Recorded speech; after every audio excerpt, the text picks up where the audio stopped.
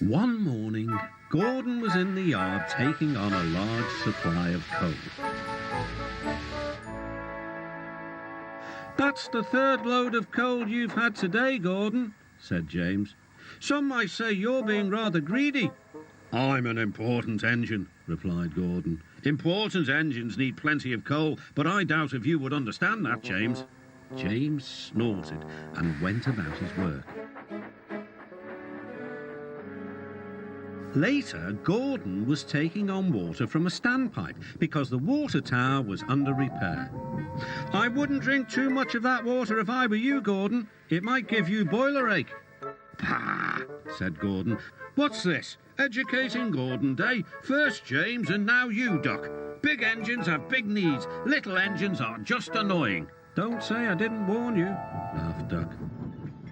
Later, Gordon steamed into the yard at the big station.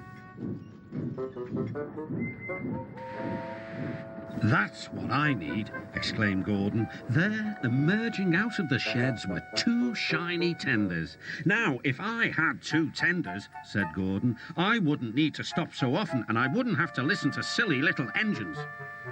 "Those tenders belong to a visitor," replied his driver. Diesel sidled up alongside. "Everyone knows that tenders are a mark of distinction, but I'm afraid that no amount of tenders will save you in the end. We diesels are taking over, and we don't need tenders to make us important, not even one." Gordon was most upset. He was feeling just the same the next day. "I'm not happy." "I know," put in Duck brightly. "It's boiler ache."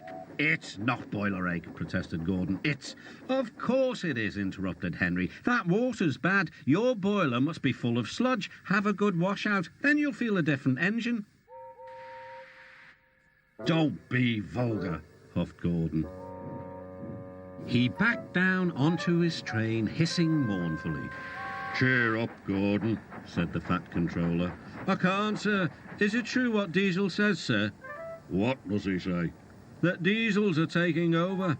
"Don't worry, Gordon. That will never happen on my railway." "And one more thing, sir. Why did the visitor have two tenders?" "Because he lives on a railway with long distances between coaling depots." Gordon felt better. But Henry started complaining. He banged some trucks angrily. "I always work hard enough for two," he puffed. "I deserve another tender." Duck whispered something to Donald. He was going to play a trick on Henry. "Henry," he asked innocently, "would you like my tenders?" "Yours? What have you got to do with tenders?" "All right," said Duck. "The deal's off. Would you like them, Donald?" "I wouldn't deprive you of the honour," replied Donald. "It is a great honour," continued Duck thoughtfully, "but I'm only a tank engine. Perhaps James might." "I'm sorry I was rude," said Henry hastily. "How many tenders have you, and when could I have them?" I have 6, and you can have them this evening." "6 lovely tenders," chortled Henry. "What a splendid sight I'll be." Henry was excited all day. "Do you think it'll be all right?" he asked for the umpteenth time. "Of course," said Duck. "They're all ready now."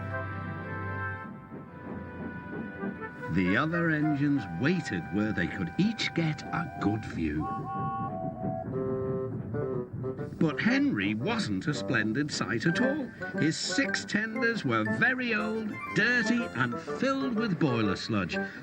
"Had a good wash out, Henry," called a voice. "That's right. You'll feel a different engine now." Henry was not sure, but he thought the voice belonged to Gordon.